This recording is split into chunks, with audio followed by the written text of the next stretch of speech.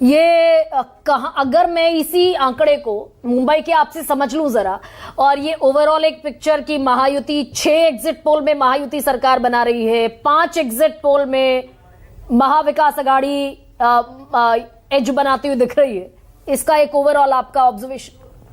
मतलब यदि हम 5 और 6 को मैं रोक रही हूं विजय जी आपको, एक और पोल हमारे सामने जल्दी जल्दी दिखाएंगे, और ये है कोंकण और ठाणे का, जहां पर 39 सीट है। दरअसल 288 है, 6 में बांट लीजिए। कोंकण और ठाणे के पास है 39 सीटें। महायुति ले जाती हुई दिख रही है 24 सीटें, और महाविकास आघाड़ी ले जाती हुई दिख रही है 13 सीटें। यानी कि ये दूसरा ऐसा इलाका जहां पर महायुति को एज दिख रहा है। और वोट शेयर भी देख लीजिए, ठीक ठाक वोट शेयर का फासला है अगर मैं कोंकण और ठाणे की बात करूं।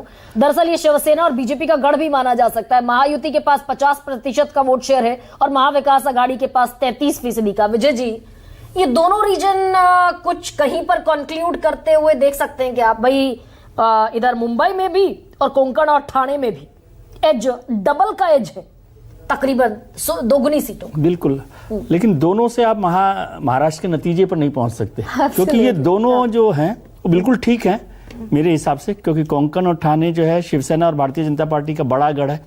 एक जमाने में शिवसेना का भी बड़ा गढ़ होता था कोंकण ठाणे, और ठाणे से तो खुद एकनाथ शिंदे भी आते हैं, तो इसलिए वो मजबूत इलाका। और मुंबई में दोनों का मजबूती है, भारतीय जनता पार्टी शिवसेना की भी, उद्धव ठाकरे साहब भी कुछ अच्छा कर रहे हैं, कांग्रेस थोड़ा सा वहां पर कम है इसलिए वहां पर दिख रहा है, लेकिन वोट परसेंटेज आप देखेंगे कि वहां पर दोनों में कोई बहुत बड़ा फर्क नहीं दिख रहा। इसलिए महायुति वहां पर एज कर सकती है मुंबई में, लेकिन वोट परसेंटेज में कमजोर नहीं है दूसरी पार्टी भी। उद्धव ठाकरे की जो शिवसेना है उसे भी मुंबई में कमजोर नहीं देखना चाहिए, लेकिन शिवसेना यदि कोंकण और ठाणे में बिल्कुल अपना गढ़ छोड़ रहे, मतलब उद्धव ठाकरे साहब, तो फिर बहुत मुश्किल होगी महाविकास आघाड़ी को टोटल सीटों में आगे आने में। बहुत बड़ा वोट, बड़ा अंतर है, 50% और 33% महायुति और 33% महाविकास आघाड़ी। तो इसका मतलब तो ये होगा कि टोटल यदि अभी जब एक्सिस इंडिया का आपके पास आएगा तो वो फिगर बहुमत से बहुत आगे चल रहा होगा। इसका मतलब अभी तक ऐसा लग रहा है, जो हमारे एग्जिट पोल कह रहे हैं कि दोनों में बराबर बराबर सी स्थिति होगी, महाविकास में और